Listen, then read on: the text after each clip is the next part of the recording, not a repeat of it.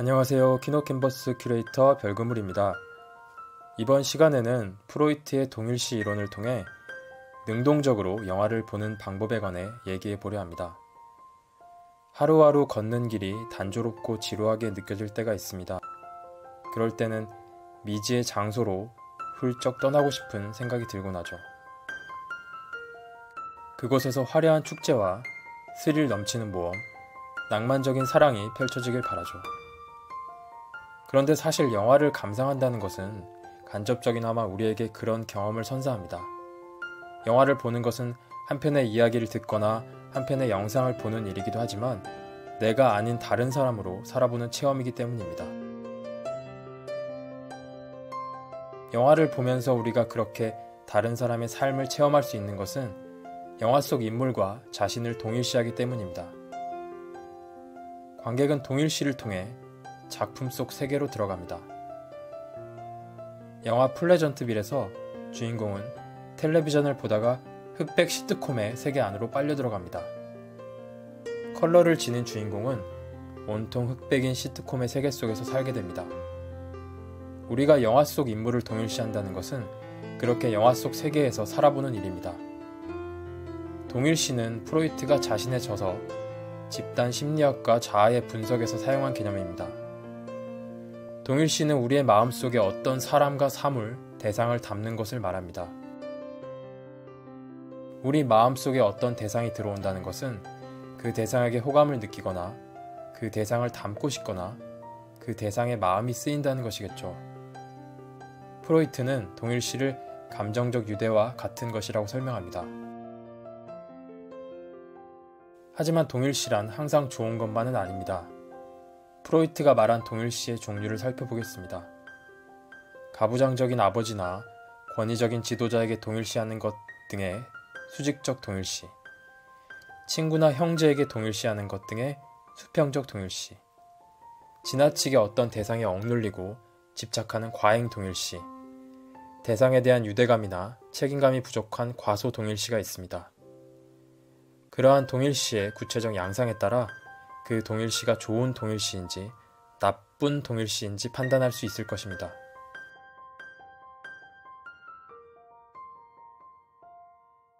그렇다면 우리는 영화를 관람하면서 어떤 대상에 동일시하게 되는 걸까요? 보통 우리는 영화 속 인물 혹은 내포 작가에 동일시하게 됩니다. 내포 작가란 용어가 생소하신 분들도 있을 것 같습니다. 내포 작가란 실제 작가를 뜻하는 것은 아닙니다. 책을 아무리 뒤져봐도 저자의 이름은 쓰여 있지만 내포 작가의 이름은 알 수가 없죠. 내포 작가는 실제 작가가 아닌 작품 속에서만 존재하는 작가로 화자를 통해 작품의 주제를 전달하는 존재라고 생각하시면 될 것 같습니다. 우리에게는 무의식이나 모순이 존재하기 때문에 자신이 의도하지 않은 생각이나 행동을 할 때가 있습니다. 이처럼 실제 작가의 의도나 생각으로 설명되지 않는 부분들이 존재하기 때문에 작품의 주제와 의미를 좀 더 객관적으로 설명할 수 있게 내포 작가라는 존재를 설정하게 된 것입니다. 내포 작가가 영화에서 화자를 통해 주제를 전달한다면 화자는 누구고 주제는 무엇일까요? 바로 카메라가 화자일 것입니다. 화자의 입을 통해 소설이 전개되듯이 영화는 카메라의 시선을 통해 이미지와 이야기가 전달되기 때문입니다. 또한 소설의 주제처럼 영화 역시 카메라를 통해 인생은 이러저러한 것이다, 인생은 이렇게 살아야 한다 같은 인생관을 얘기합니다. 우리가 내포 작가를 동일시한다는 것은 작품에서 말하는 주제, 즉 인생관을 이해하고 그 주제가 자아내는 감정에 공감하는 것을 뜻합니다. 그런데 우리가 어떤 대상을 동일시한다는 것이 그 대상이 항상 우리가 좋아할 만한 대상이라는 뜻은 아닙니다. 영화를 안 봤다면 분명 내가 좋아할 만한 인물이 아닌 악당이라도 영화를 보며 그 인물을 동일시하게 되면 그의 고통에 함께 아파하고 눈물 흘리게 되는 이상한 일이 벌어집니다. 가령 영화 범죄와의 전쟁에서 폭력 조직과 손잡고 나쁜 짓을 저지르는 부패 공무원 최익현이나 폭력 조직의 두목으로 최익현과 함께 온갖 범죄를 저지르는 최영배나 모두 나쁜 놈으로는 둘째가라면 서러울 인물들이지만 우리는 이 영화를 보면서 나도 모르게 최익현이나 최영배가 몰락하지 않기를 응원하기도 합니다. 그것이 동일시의 위력입니다. 그래서 영화학자 장 루이 보드리는 자신의 논문 기본적 영화 장치가 만들어낸 이데올로기적 효과에서 영화가 가진 그러한 동일시의 위력을 우려합니다. 플라톤은 국가라는 저작에서 동굴의 비유를 말합니다. 묶여있어 오직 동굴의 벽만 볼 수 있는 사람들은 동굴벽에 비친 그림자를 진짜라고 믿습니다. 플라톤은 인간이 동굴 밖 진짜 사물, 이데아의 세계, 진리의 세계를 보지 못하고 어리석게도 이데아의 그림자를 진짜라고 믿는다고 말합니다. 장 루이 보드리는 극장에서 영화를 보는 것이 플라톤의 동굴의 비유와 유사하다고 말합니다. 묶여있어 동굴의 벽만 보는 것처럼 오직 스크린만을 볼 수 있게 고정된 좌석에 앉아있는 관객은 영화를 진짜 현실과 동일시한다는 것입니다. 정신분석학자 자크 라캉은 생후 6개월에서 18개월 사이의 아기들이 거울 단계라는 성장 과정을 겪는다고 말합니다. 이것은 아기들이 진짜 거울을 본다는 뜻은 아닙니다. 아기들은 이때 거울에 비친 어떤 모습을 바라보듯 자신을 하나의 통일된 형상으로 인식하기 시작합니다. 또한 아기들은 거울에 비친 다른 사람의 모습, 즉 자기 눈에 보이는 타인의 형상을 자신이라고 상상합니다. 장 루이 보드리는 우리가 영화를 보는 것이 마치 라캉이 얘기한 거울 단계와 유사하다고 말합니다. 아기가 거울에 비친 타인의 형상을 자신이라고 착각하듯 우리도 영화 속 인물을 자신과 동일시한다는 것입니다.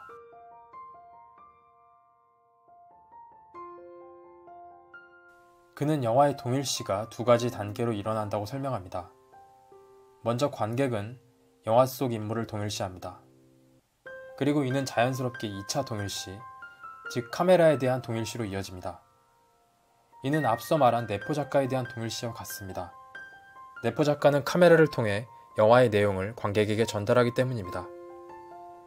카메라에 대한 동일시를 통해 관객은 영화 속 인물이나 영화의 일부분이 아니라 영화가 전체적으로 전하는 가치관을 받아들이게 됩니다.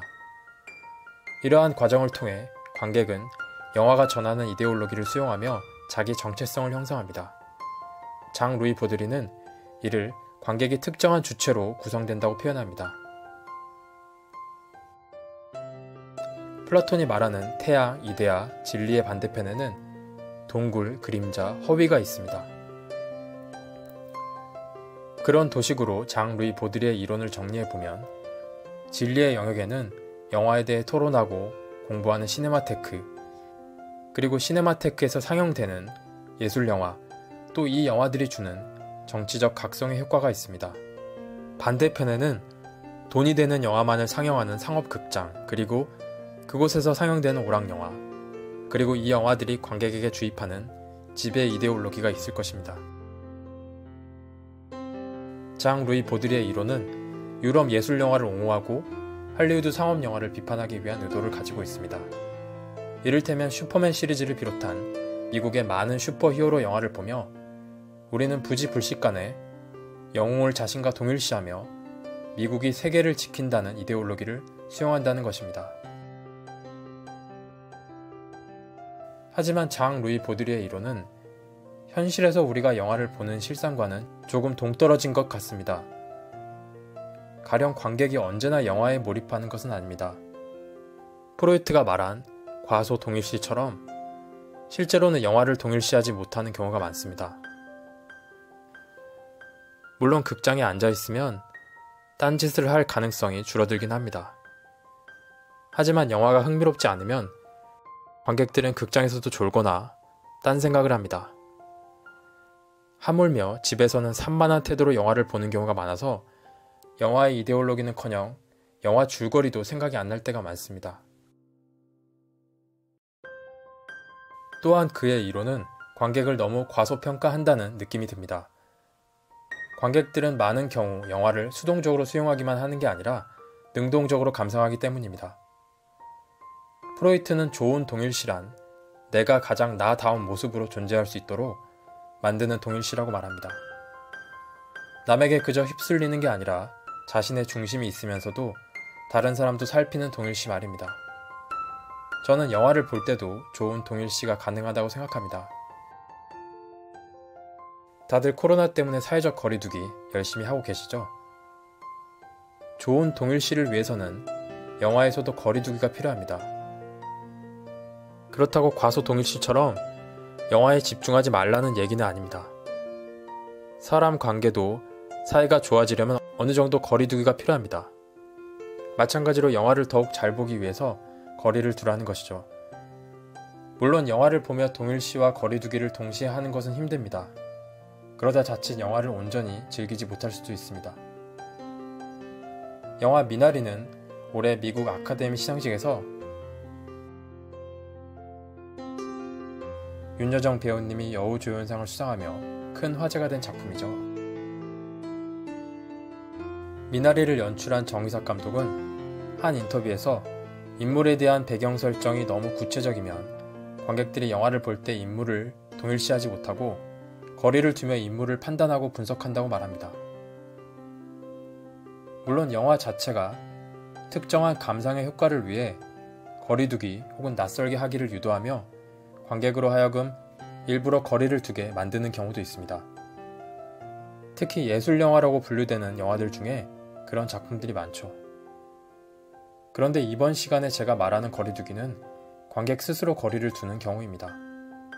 정의석 감독의 말처럼 영화를 보면서 거리두기를 하면 작품을 온전히 감상하지 못할 수도 있기 때문에 영화를 다시 보거나 나중에 찬찬히 복귀하는 식으로 거리두기를 해보는 게 좋을 것 같습니다. 거리두기는 동일시와 마찬가지로 인물에 대한 거리두기, 내포 작가에 대한 거리두기 두 부분으로 나눌 수 있습니다.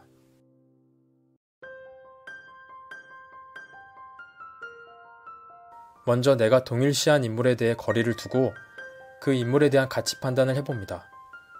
영화 속 특정 캐릭터에 동일시하게 되면 무조건 그 인물에 공감하고 그 캐릭터를 응원하게 되죠. 영화가 끝나고 거리두기를 해보면 아마도 역시 너무 좋은 사람이었어 하면서 그 캐릭터를 긍정하거나 반대로 내가 생각한 것만큼 좋은 사람은 아니야 혹은 생각해보니까 나쁜 놈이었어 라며 비판적인 반응을 보이게 되겠죠.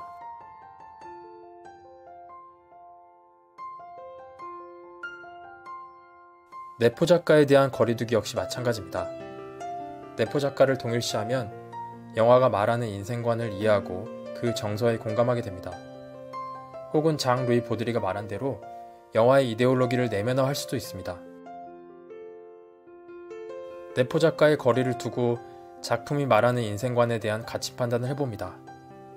이때도 맞아, 인생이란 그런 거지 하면서 내포 작가의 목소리를 긍정하거나 혹은 이 영화는 인생에 대해 너무 냉소적이야 하면서 비판적인 반응을 보일 수 있습니다. 그런데 거리두기는 어떻게 가능한 걸까요? 프로이트는 동일시란 내 마음에 새로운 인물들이 담기고 그들의 이야기가 담기는 것이라고 말합니다. 그런데 내 마음속에 영화와 비슷한 인물과 이야기만 존재한다면 거리를 두고 영화를 볼 수 없습니다. 내 마음속에 영화와는 다른 인물과 이야기들이 존재해야 영화를 낯설게 바라볼 수 있습니다. 내 속엔 내가 너무도 많아라는 가시나무의 노래 가사처럼 내 안에 다양한 내가 존재해야 거리두기가 가능합니다.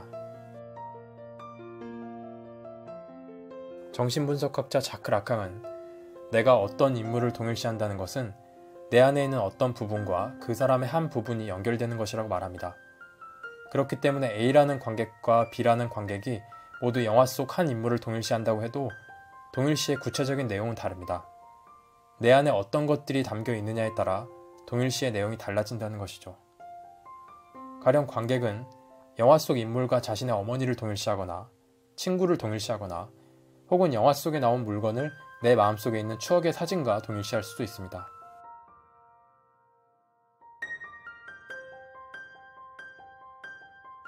관객의 내면에 폼생폼사 허세왕, 삐질삐질 소심킹, 그리고 스윗한 사랑꾼 이렇게 다양한 모습이 존재한다면 영화 속에서 더욱 많은 캐릭터를 동일시할 수 있고 영화가 말하는 인생관을 다양한 관점에서 비판적으로 판단할 수 있습니다.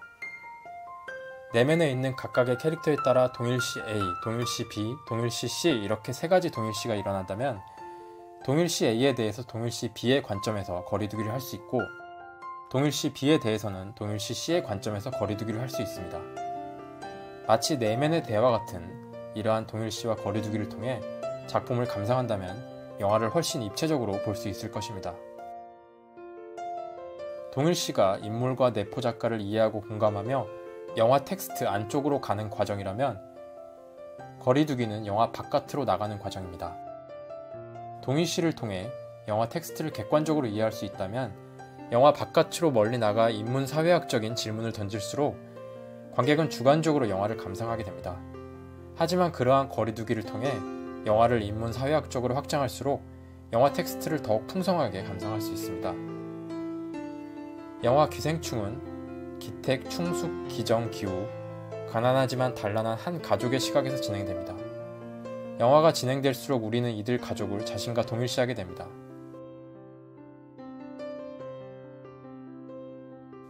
심지어 기택 가족의 사기극, 이 팀플레이를 응원하게 되기도 합니다. 우리는 이들에게 거리두기를 해볼 수 있습니다. 아무리 기택 가족이 궁핍한 처지이고 박사장네 집에 취업하는 과정이 흥미진진하게 진행됐더라도 거리를 두고 생각해보면 그들의 행각은 범죄라는 것을 인식할 수 있습니다. 하지만 이들 가족이 범죄를 저지르게 된 근본 원인을 생각해보면 번듯한 중산층이었지만 몰락한 기택가족에 대한 연민이 느껴지기도 합니다. 기생충의 내포 작가는 우리네 삶에 대해 어떤 메시지를 들려주고 있는 걸까요?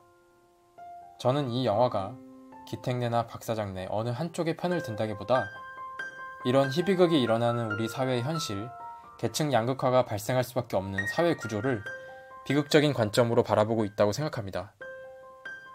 내포 작가를 동일시한 관객은 그런 사회 현실의 슬픈 감정을 느낄 수 있습니다. 내포 작가의 거리를 두고 생각해보면 기택네와 문광네 부부가 반드시 그렇게 극한 대립을 해야 했을까? 그들이 싸우지 않고 협력할 수도 있지 않았을까라는 생각이 들면서 영화가 현실을 너무 냉소적으로 그린 건 아닌가 비판적으로 생각해 볼 수도 있습니다. 좀 더 거리를 두며 영화를 확장해 보면 과연 사람들은 어떤 사회적 조건에서 대립하고 그 조건을 어떻게 바꿔야 협력할 수 있는지를 영화를 매개로 생각해 볼 수 있습니다. 영화 조커 역시 후일 조커가 되는 아서의 시각에서 진행되기 때문에 관객은 자연스레 조커와 자신을 동일시하게 됩니다. 그래서 사회를 전복하려는 조커의 행동을 영웅적인 것으로 인식하게 됩니다. 하지만 거리를 두고 보면 무분별하게 사람을 죽이는 조커의 폭력은 영웅적인 것이 아니라 분노의 배설이라 판단할 수 있습니다. 그런데 또 한 번 생각해 보면 사회의 무관심과 기회의 단절 속에서 절망하여 폭력적으로 변한 아서에 대한 연민을 느낄 수도 있습니다. 조커의 내포 작가는 조커를 영웅적으로 표현하며 약자를 멸시하는 사회에 대한 분노를 드러냅니다. 하지만 거리를 두고 보면 아무리 사회에 문제가 많다 해도 조커처럼 폭력적인 방식의 저항은 윤리적으로 문제가 있으며 그런 방식으로는 사회를 변화시키는데 한계를 가진다는 생각이 듭니다. 좀 더 거리를 두며 영화를 확장해보면 과연 사회적 저항의 수단으로서 폭력은 어디까지 용인될 수 있는지를 생각해 볼 수 있습니다. 동일시란 꼭 영화를 볼 때만 일어나는 것은 아닙니다. 영화 담론, 소위 영화에 대한 해석과 다양한 이야기들이 공론화되는 영역에서도 동일시가 일어납니다. 우리는 살면서 수직적 동일시를 많이 합니다. 스스로 생각하기보다는 권위 있는 누군가의 관점을 내 것인 양 받아들이는 경우가 많죠. 권위에 짓눌리거나 나만 모난돌이 되는 것 아닌가 싶어 동일시를 하게 됩니다. 영화 담론에서도 마찬가지입니다. 유명한 평론가나 학자가 내놓는 영화 해석을 정답처럼 받아들일 때가 많습니다. 영화를 보는 것은 정답풀이가 아닌데 말입니다.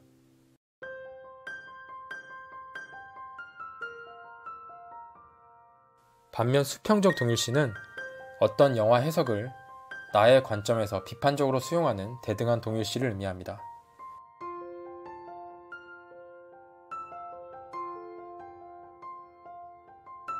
마지막으로 좋은 동일시에 대해 생각해 보겠습니다. 앞서 살펴본 대로 한 편의 영화를 보면서 내가 영화 속에 들어가서 사는 것처럼 찐한 동일시를 체험해 봅시다. 그리고 영화에서 빠져나와 비판적인 거리두기를 하며 내 마음속에 담긴 것들, 내가 사랑하는 사람들과 이야기들, 우리가 사는 세계의 풍경들에 비추어 영화를 인문사회학적으로 확장해서 감상한다면 좋은 동일시가 가능하지 않을까 생각합니다. 그렇게 좋은 동일시를 통해 능동적으로 영화를 읽는다면 영화 감상이 훨씬 풍성하고 다채로운 체험이 될 것입니다. 이번 시간은 여기서 마치겠습니다. 감사합니다.